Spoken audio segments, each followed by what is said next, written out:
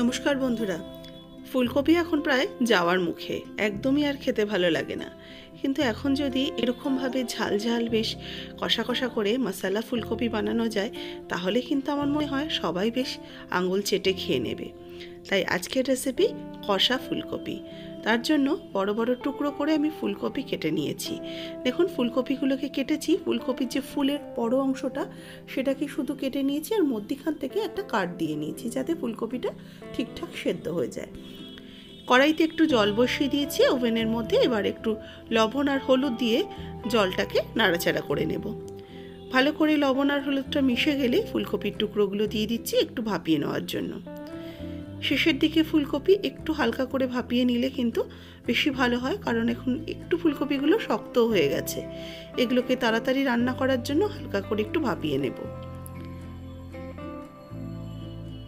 এবার এটাকে একটু ঢাকা দিয়ে মিনিট 3-4 রেখে দেবো হাই হিটে।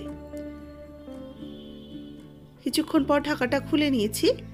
একটুখানি ফুলকপিগুলোকে একটু এপিট ওপিট করে নেব, যেহেতু একটু হলুদ দিয়েছি ফুলকপিটা আস্তে আস্তে কিন্তু হলুদ রং ধরতে শুরু করেছে, একটু সেই জন্য এপিট ওপিট করে আবারও কিছুক্ষণ একটু ফুটিয়ে নেব। একদম কিন্তু ফুলকপিকে সেদ্ধ করছি না, জাস্ট মিনিট 5-6 আমি হাই হিটে ভালো করে ফুটিয়ে নিচ্ছি। ফুলকপিটা ফুটিয়ে নিয়ে আমি জলটা ঝরিয়ে রেখে দিয়েছি। এবার কড়াইতে সর্ষের তেল দিয়ে দিলাম। তেলটাকে ভালো করে গরম করে দিয়ে দেবো পেঁয়াজ কোচানো।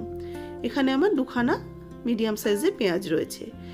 তার সাথে দিয়ে দিলাম 5-6 কোয়া রসুন, হাফ ইঞ্চি পরিমাণ আদা, পেঁয়াজ আর রসুনকে একটু হালকা করে ফ্রাই করে নিচ্ছি। এর সাথে দিয়ে দিচ্ছি কটা কাঁচা লঙ্কা।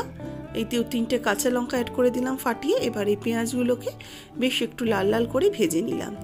পেঁয়াজ, কাঁচা লঙ্কা, আদা, রসুন ভেজে আমি একটা প্লেটের মধ্যে তেলটা ঝরিয়ে উঠিয়ে নিচ্ছি। এবার এই পেঁয়াজ ভাজার তেলের মধ্যে আমি ভাপিয়ে রাখা ফুলকপির টুকরোগুলোকে দিয়ে দিচ্ছি। এগুলোকেও হালকা করে ভেজে নেব বলে এগুলোকে আমি হালকা করে একটু ভেজে নিচ্ছি। ফুলকপিটা দেখুন ভাপিয়েছি, একদম নরম হয়ে যায়নি। বেশি সেদ্ধ হয়ে গেলে কিন্তু ফুলকপির ফুলগুলো ভেঙে যাবে, যেটা খেতে একদমই ভালো লাগবে না। এটা এদিকে ভাজা হতে থাকুক। এবার এই যে পেঁয়াজ, আদা, রসুন, কাঁচা লঙ্কা ভাজাটা রয়েছে, এটাকে একটু ঠান্ডা করে নিয়েছি। তারপরে একটা মিক্সিং জারের মধ্যে এই পেঁয়াজ ভাজাটা নিয়ে নিলাম। এর সাথে একটা টমেটো নিয়ে নিলাম, 4 ফালি করে কেটে একটা টমেটো নিয়ে নিলাম। এবার এটাকে পেস্ট করে নেব। মশলাটা দেখুন বাটা হয়ে গেছে, এটাকে একটু সাইডে রেখে দিচ্ছি। এদিকে ফুলকপিটা ভেজে নিয়ে তুলে নেওয়ার পর তারপরে আমি কড়াইতে পরিষ্কার করে নিয়ে আরও একটু সর্ষের তেল দিয়ে দিলাম। তেলের মধ্যে দিয়ে দিলাম অল্প একটু চিনি, হাফ টিস্পুন চিনি দিয়ে দিলাম। চিনিটা একটু ক্যারামেলাইজড হলে আস্তে আস্তে দেখুন চিনিটা একটুখানি কালার চেঞ্জ হতে শুরু করেছে, তখন ফোড়ন দিয়ে দেবো জিরে আর গোটা গরম মশলা, এলাচ, লবঙ্গ, দারচিনি আর হাফ টিস্পুন গোটা জিরে। ফোড়নটাকে কয়েক সেকেন্ড নাড়াচাড়া করে দিয়ে দিলাম পেঁয়াজ বাটা। এখানে একটা পেঁয়াজকে আমি পেস্ট করে নিয়েছি, সেই পেঁয়াজ বাটাটাকে একটু হালকা করে ভেজে নিচ্ছি। দেখুন পেঁয়াজ বাটাটা বেশ হালকা করে একটা হালকা ব্রাউন কালার আসতে শুরু করেছে। এবার ওর মধ্যে বেটে রাখা মশলাটা দিয়ে দিচ্ছি, যেটা আমি বেরেস্তা তৈরি করে বেটে রেখেছি। তার সাথে আদা, রসুন, টমেটো, সেই বেটে রাখা মশলাটা দিয়েও কিছুক্ষণ কষিয়ে নেব। যতক্ষণ এর থেকে তেল ছেড়ে আসে ততক্ষণ ভালো করে একটু ভাজা ভাজা করে নেব মশলাটাকে। এবার একটা বাটির মধ্যে আমি 2 টেবিল স্পুন টক দই, 1 টিস্পুন নিয়ে নিলাম হলুদ গুঁড়ো, 1 টিস্পুন শুকনো লঙ্কার গুঁড়ো, 1 টিস্পুন ধনের গুঁড়ো, 1 টিস্পুন জিরের গুঁড়ো আর 1 টিস্পুন কাশ্মীরি লঙ্কার গুঁড়ো। এবার এই মশলাগুলোকে দইয়ের সাথে ভালো করে মিশিয়ে একটু পেস্ট করে নেব। দইটাকে খুব ভালো করে ফেটিয়ে নিতে হবে, যাতে দইটার মধ্যে এই ছানা ছানা ব্যাপারটা একদমই না থাকে। মশলাটা পেস্ট করা হয়ে গেছে। এদিকে দেখুন মশলাটা যেটা আমি কষাচ্ছিলাম সেটাও বেশ ভাজা ভাজা হয়ে গেছে, তেল ছাড়তে শুরু করে দিয়েছে। এবার এর মধ্যে এই দইয়ের মিশ্রণটা দিয়ে দিচ্ছি। এবার এটা দিয়েও ভালো করে আমি কষিয়ে নেব। আঁচটাকে অবশ্যই একটু কমে রেখে এটাকে ভালো করে কষিয়ে নিচ্ছি। সামান্য একটু জল অ্যাড করলাম, অল্প করে জল দিয়ে দিয়ে মশলাটাকে কষালে কিন্তু মশলাটা খুব সুন্দরভাবে তেল রিলিজ করতে থাকে। এবার এর মধ্যে দিয়ে দেবো স্বাদ মতো লবণ, আর দেব সামান্য একটু চিনি। চিনি আর লবণটা দিয়ে ভালো করে এটাকে মিশিয়ে নিচ্ছি। আচ্ছা, আবারও বলে রাখছি, চিনি বা মিষ্টিতে যদি সমস্যা থাকে চিনিটাকে একদমই বাদ দিয়ে দিতে পারেন। তবে এইটুকু চিনিতে কিন্তু একদমই মিষ্টি হয় না। সুন্দর এত কিছু যে মশলা গেল, একটা সুন্দর ব্যালেন্স হয়।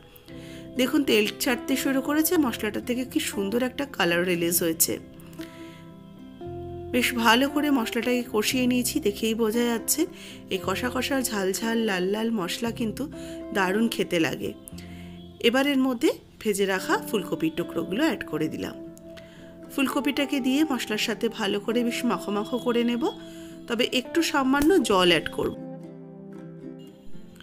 অল্প একটু জল অ্যাড করলাম, জলটা দিয়ে মশলার সাথে ভালো করে মিশিয়ে নিচ্ছি।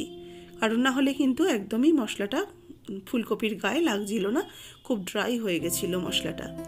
এবার ভালো করে মশলার সাথে মিশিয়ে নিয়ে একটু ঢাকা দিয়ে রেখে দিচ্ছি। এই মিনিট 3-4 ঢাকা দিয়ে রেখে দিলাম। মশলা কষা যেহেতু ফুলকপি, এর মধ্যে খুব বেশি তো জল যাবে না। যেটুকু জল বেরিয়েছে এটুকুকে ভালো করে একটু শুকিয়ে নিয়ে আর একটু কষিয়ে নেব। এটা কিন্তু সাদা ভাতের থেকে বেশি ভালো লাগবে রুটি, পরোটা কিংবা রুমালি রুটি এই ধরনের জিনিসের সাথে বেশি ভালো লাগবে খেতে। নামানোর আগে একটুখানি দিয়ে দিচ্ছি গরম মশলার গুঁড়ো, আর এর সাথে দেবো 1 চামচ ঘি।